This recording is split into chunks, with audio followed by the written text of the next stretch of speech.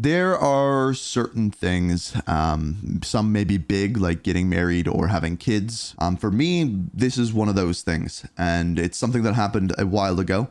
I actually have made this video 2 other times on this channel, once in 2015, once in 2019, and now 5 years later in 2024. This is a live stream highlight taken from one of my Twitch streams. If you want to follow me on Twitch and see more things like this live, link down below, or these videos of live stream highlights, whether it be gameplay, watching videos, or stories like this, normally go up over on my second channel. Again, will be linked down below. But if you're wondering what this is, if you've never seen me talk about this before, this is actually what my tattoo symbolizes, what it's all about, and I explain that in the video. So this is the story of how I almost died. All right, so this is story time. This is something I used to do all the time, where I tell you a story about my life, how it's affected me, what happened with it, so on and so forth. I've told this story before. I've told it, I think, a couple times. I think I told it shortly after it happened and then years later. And then someone brought it up the other day on stream saying that they watched that video, and I thought maybe I should tell that story again. And what made me think of it now is you were saying, oh, I like your content because you're honest and like you don't care if people don't like you because what you're doing or what you're saying. I used to care very, very much what people thought about me, like very much. And there's certain people in my life who I still care very much what they think of me. I care very much what Steph thinks of me. I care very much what people who are close to me think of me. But random person walking past me on the street, if my pants fell down, I wouldn't think about it twice. I don't care what they think. I wasn't always like that. And the thing that changed that for me is like how I almost died. Now that's the terminology I used for it. That isn't necessarily what happened, but I will tell you what exactly happened. So I was 16 at the time, I believe 16. And was in high school and it was summer vacation. And I was out at my friend's house, and I don't think I'm technically allowed to say this on Twitch, but again, I don't care. We were having beverages, adult beverages, and we were at his house. We were safe, so at least there was that. And my parents were gone with my best friend's parents away to their cottage, and I was staying at his house. We shared the house for the weekend. We both worked jobs, so we both actually had to be up at 6 a.m. to go to work the next morning. And I woke up the next morning and my back hurt, like kind of like right above my butt, like my butt crack right at the top of it. It hurt. I was like, that's weird. So I go to work for the day, and throughout the day, it continuously gets worse and worse and worse to the point where I'm like, okay, like I had drinks last night, but like I wasn't drunk. And like, I don't think I fell, but it feels like I fell hard on my ass, but I didn't. Like, I'm like, okay, well, this is weird. This is really, really weird. So day goes by. I actually go home that night. My parents are coming home that night. Say hi to them. I don't say anything to them, but the whole night, like I'm sitting there. I think I was playing Call of Duty at the time. I'm sitting there. I'm like, I have to like lean this way. I'm like, what the hell is going on with this? So I woke up the next morning and I had to work again at like 9 a.m. But my parents were home. So I woke up, walk out of my boxers. I'm like, hey, like, glad you guys are home safe. I'm gonna go shower, gotta go to work. Can one of you drive me to work? They're like, yeah, sure. So I go in the shower and I'm like, holy crap. My back hurts so bad. My ass hurts. Like, what the hell is this? Like to the point where if I bent over to like pick something up, I would like wince or like scream in pain. So I get out of the shower and I walk into the dining room and I'm like, okay, listen, something's wrong with me. Like, I'm not okay. Like, I'm in pain. It really hurts. I don't know what the hell is going on with me. They're like, what? What's happening? I'm like, my ass hurts so bad. Like, I can't do any. And as I'm explaining this, my eyes roll back in my head. I pass out, hit up against the wall. Next thing I know, I wake up. My stepdad is holding my head off the ground, and my mom is freaking out, running around the house, trying to figure out, literally saying out loud, how do I call 911? 3 buttons, Mom. Actually, technically 2, but you press one of them twice. 3 buttons. Anyway, she calls 911. They're there in like minutes, like very, very quickly. And the only thing I remember is one of the paramedics who I actually ended up working with, looked straight up like Tila Tequila. If you've never seen A Shot at Love with Tila Tequila, look it up. You'll recognize her. Anyway, she looks exactly like her. I ended up working with her like 10 years later. Didn't look like Tila Tequila then. Anyway, Wake up to her, and in my boxers, I'm like, what the hell happened? They're like, okay, like, your back hurts. We need to get you to the hospital. You passed out. We got to give you some checks. So they hooked me up to the monitor, check my blood pressure. I think the first thing they checked was my blood sugar. It was fine. Go to the hospital. I'm laying there in the hospital, and they put me on a hospital bed because I couldn't sit. Like I literally couldn't sit. So I'm sitting there on a hospital bed, and it's getting worse and worse and worse. I'm not even worried about the passing out thing. I'm just like, make this stop. Like, this pain is so much. So I'm like trying to get comfortable in this bed, and I can't. Eventually I get a hospital room. Canadian healthcare is very, very slow. Eventually I get into a room, and there was a doctor that came in by the name of Dr. Indy. Like, yeah, Indiana Jones. That's why I remember his name. Dr. Indy comes in, and he's like, okay, like, what you have is a pilonidal cyst. It's basically a cyst on your ass. It could be from sitting. It generally happens in like adolescent males. And he's like, they can be very painful. If it doesn't drain by itself, you're going to have to get it lanced or cut open, drained, and then packed. We'll get into that in a minute. That's awful. But throughout this time, I'm in pain, and then they come in and they give me an EKG, an echocardiogram. And, basically what this does is measures the electronic waves going through your heart, like the impulse, essentially. Sees where it beats, if anything's wrong with it. So I get that. Doctor goes away. 5, 10, half hour goes by, still hasn't come back. And I'm in a room in an ER. And generally for something like this, they want to get you the hell out of there. So about an hour later, Dr. Indy comes in and sits on the bed. And if a doctor ever sits on your bed, it's not good news. They don't sit on your bed and be like, it's a boy. You know, like if they're sitting on your bed, it's bad news. So he sits down on the bed and he literally says, so I took your EKG, and I actually had to call a couple colleagues because I saw something that was rather abnormal. And it appears as though you have something called Brugada syndrome. And I'm like, English doc. And he's like, well, this is basically a disease where you could randomly have a heart attack and just die. Like, that was like his explanation to a 16-year-old.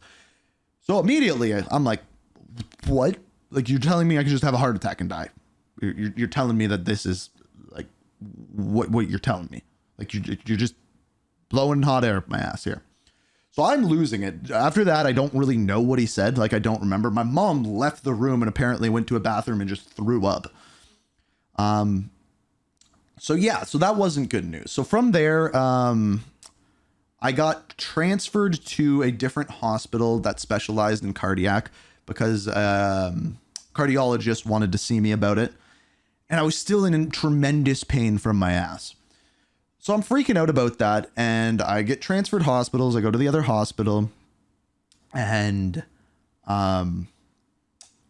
they put me in the ICU, intensive care unit, which is like where they put like the sickest people in the world. Like, that night, someone beside me shit their pants real hard. It smelled awful. This is just over one night. 2 people died. This was pre-COVID, like well pre-COVID. This was 14 years ago. 2 people died and a baby was in there. So baby's screaming, someone's shitting their pants, and 2 people are dying in one night. And then I'm there with a painful ass and thinking I'm going to die as well. It's like 1 in the morning. So no, sorry. So I get to the other hospital. I'm missing a couple steps. My dad ends up showing up. My mom, my stepdad are there. And then it was actually my grandparents' anniversary. I remember this. My grandparents' anniversary, they show up, and I'm very close to my grandpa. Like, I grew up in their house till I was like 11 years old. And he shows up, and everyone else leaves but him. And he's talking to me, and then he starts crying. And he's like, listen, your mom told me what's going on. All you need to know is you can't die because you can't do that to me. Okay, well, it's not really a choice here, Grandpa. But yeah, immediately start crying. Almost crying now. I'm keeping the tears out of my eyes. Real fucking dark. So anyway, I'm there all night. My mom, my dad switch out of going into the room. And around 1 a.m., cardiologist comes into the hospital and specifically to see me. Like, this is like extra time for him. He comes in and I'm sitting there. I'm in so much pain at this point. Like, I'm not sleeping. Like, I can't get comfortable. I'm not sleeping. Doctor comes in and he goes, I can't remember the exact thing that he said, but it was something along the lines of explaining what they were going to do to my ass and saying, like, they're going to cut it open. It's going to bleed a lot. And he's like, all right, well, it's good to see that your heart's working. I'm like, what do you mean? He's like, well, your heart rate right now is like 210. I'm like, yeah, because I'm terrified, doc. I guess he was doing that to scare the shit out of me to see how high my heart rate would go. But anyway, he's actually a really good guy. It sounds like he's a horrible doctor, really good guy. Comes in, asks me a whole bunch of questions. Literally came in just to talk to me. He asked me, like, what happened before this? Have I ever had any fainting episodes before? Do I take any medications? Like, trying to figure out kind of like the story of what would make me pass out. And really, to this day, the only thing that I can figure out is maybe pain. But to me, like, I wasn't in that much pain, like pass out level pain. Like, I broke my arm, broke my collarbone, stitches, cut my eye open, done a million different things. Never would I pass out from pain. So like, I feel like that was like a long shot. But he goes, your EKG, it shows this little line here of like, I think it was an ST elevation. No, not an ST elevation, QR elongation, I think. And that's a sign of Brugada syndrome. But they took more and more EKGs and couldn't repeat it. It happened once. So technically, because it happened once on one of my EKGs, I have Brugada syndrome, which means at any time I could have a heart attack and die. So from here, he says, there's a specialist about an hour away from here. I'm going to send you to him in about 6 months from now. And he will tell you whether or not you have the serious version of this and whether or not you need a pacemaker. So I had to live for like 6 months thinking that I could pass out at any time, have a heart attack, and die. They also told you that there's things that make it worse. If your heart slows down, that's bad for you. If you have a fever, that's bad for it. If you drink, that is bad for it. And what are some of the other ones? Fever is like the worst one. But yeah, anytime your heart rate slow. Oh, sleeping. Sleeping is when people normally die from it. So I'm like, you're sending me home for 6 months, not knowing how bad of a version I have of this thing, telling me that I could die at any time, and most specifically, if it happens, it'll probably happen in my sleep. Okay, not scary at all. So the next morning, they want to discharge me because they're like, you don't need to be here anymore. The cardiologist says you don't need to be there tomorrow. But I have this giant thing on my ass still. So I wake up and they're like, okay, we're going to cut it open today. We're bringing in a general surgeon. He's going to cut it open, drain it, and we're going to get you out of here. So the doctor comes in. There's like 3 nurses. They do this in the ICU. I am not in an operating room. They do this in the ICU. They flip me over, cut my ass open, drain it. They give me propofol. So I don't remember any of this. But apparently the entire time that I was high as a kite on this, I just kept letting the nurses know that I thought it was incredible that chocolate Cheerios have been invented, because why wouldn't they have done this earlier? Because, man, Cheerios are great. Chocolate's great. Why wouldn't they do chocolate Cheerios? Apparently that's what I think about when I'm high. So I go home. This is drained. It is incredibly painful. And I have to go back to a clinic. I think it was a day, maybe 2 later, to get my wound packed. Now, if you don't know what that is, when you have like this kind of like big gash wound, they literally need to pack it with gauze so that it doesn't get infected. Now, they sent me home with painkillers, but they didn't tell me that I had to take them. And I was like in pain, but I'm like, I don't want to take these. They're not good for me. So I go to this appointment 2 days later, and my wound has started to heal around this gauze. And they need to rip it out. So they irrigate it. They spray it with some water and start pulling. And I literally, in the middle of this medical office, scream, what the hell? Or I think I said, fuck. What the fuck are you doing to me? Like, you're ripping out my spine. My mom is out in like the waiting room, comes because she had to drive me, right? Like, I'm 16. I just have my driver's license. I can't drive myself. I can barely sit. I can't sit, for that matter. And they're ripping out my spine via gauze. Extremely painful. And all she says is, oh, did you not take your painkillers? No, nobody told me to. Now, Steph, she's a wound specialist. That's one of the jobs that she had. She was a nurse. And she's like, number one, they should have irrigated that to the point where it was easier to pull out. It would still hurt, but it shouldn't hurt that much. Number two, they should have called you before and told you to take your painkillers like 3 hours before your appointment or 2 hours before your appointment. And three, that soon after your operation, someone should have been coming to your house. You shouldn't have been going anywhere. Anyway, bad situation. That has nothing to do with me dying. It was just very, very painful. So like 6 months go by. All the while, I don't know whether I'm going to die in my sleep, pass out and randomly and die. I go back to work, try living my life, but all the while, this is back in the back of my head. And like, I play hockey, I played football at the time, I played a million different sports. And all the while, like living with that in the back of your head is really, really weird. So 6 months goes by and I have another appointment at another hospital. I go in that day. I go with both my mom and my stepdad. They go there together. And nurse, it might have been the doctor that came out and explains what they're going to do. Actually, the first thing that they did is they followed through and they asked me a bunch of questions about my family history. How did I poop? It was high enough on my ass where me pooping was not a problem. Like it was like, think top of your butt crack, right? Like, so almost on your back, but kind of in your butt at the same time. American football, not soccer. I never played soccer. So I go in and they ask me a bunch of like genetic history questions. Like, yeah, tailbone. I actually thought it was my tailbone. Remember how I said I thought I fell on it and that's why it hurt? I literally thought it was my tailbone at first. So what was I saying?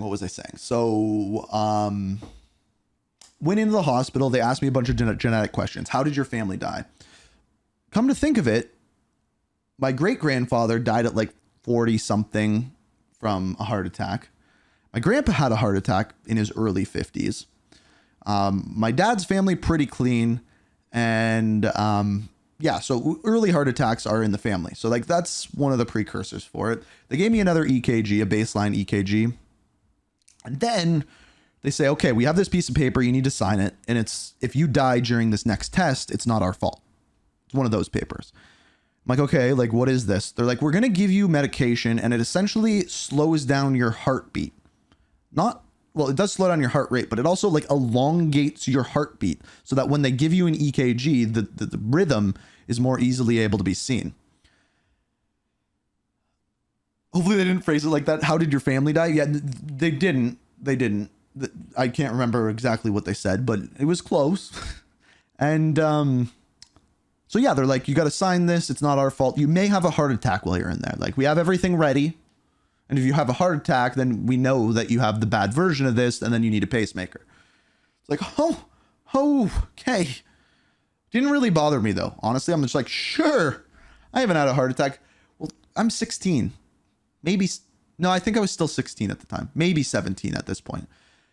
My mom had to sign that paper, too. And I was already back in the room when my mom had to sign. Apparently, she freaked the hell out when she had to sign that thing. So it was a good thing my stepdad was there. So I signed that paper, go back in the room for testing, and they give me this drug and it makes you feel kind of like weird, like not like almost drunk, but not. And the super nice nurse talked to me for the whole hour. It's the only time I've ever been in a hospital or in a doctor's office where a nurse or medical staff literally sat with me the entire time from beginning to end. I didn't have a heart attack. Which means I believe they called it Brugada type 1. If I had Brugada type 2, that would mean I would be at more of a risk for a heart attack. So I would die. So technically the way that this works is I still have Brugada syndrome because it was on one of my EKGs.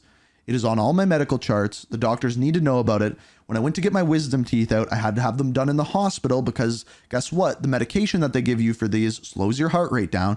I can't have certain types of medications because they can cause me to have heart attacks, but I've never been able to recreate it in an EKG. But how did this change my outlook on life? I realized that you can just die.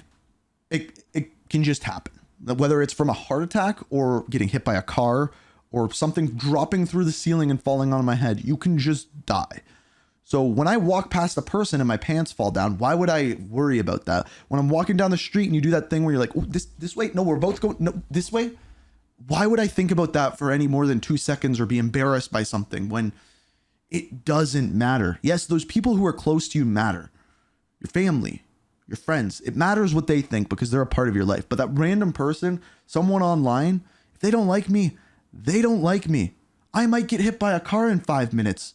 Why do they matter? They don't. And that changed drastically. And for a long time after I went to this hospital and they're like, yes, you have this. You can't take these medications. If you have a fever for more than 24 hours, go to the hospital because you need to be watched because that's a really high risk factor. I still had to live with that, but I was fine with it. My mom wasn't. My mom wouldn't let me do anything. Oh, my friends are going out to a party. Can I go? No.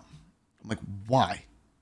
Why? Like, I gotta live here. And it was to the point where like I was out for a bike ride with one of my friends. And I was like telling him about this. I was venting him. I'm like, my mom won't let me do anything, man. Like, she's so scared of this. And he's like, man, one day your life is going to flash before your eyes. Make sure you have something interesting to watch. So that quote like rang true in my head. So I went home and I think it was like a day or two later. We're sitting having dinner at the dinner table. And I asked to go out to a friend's house. I'm like, they're having a party. I want to go over there. Probably going to have some beers. And, she's like, no, definitely not. You can't drink. You can't do this. All of this kind of stuff. I'm like, Mom, like, I get that you're scared. Like, it scared me for a long time too. But like, what is the point of me living if I'm literally not going to be able to do anything that I enjoy? Like, there's not. And she started sobbing and she's like, you're right. Like, I need to let go, all of this stuff. And it was really hard for her for a long time. She still has trouble with it even, but she's way better with it now. And yeah, so this tattoo, the year on this clock is set to 2010.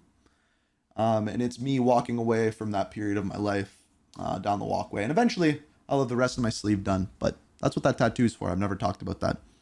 But yeah, that's the story, how I almost died. I think I've told it before, but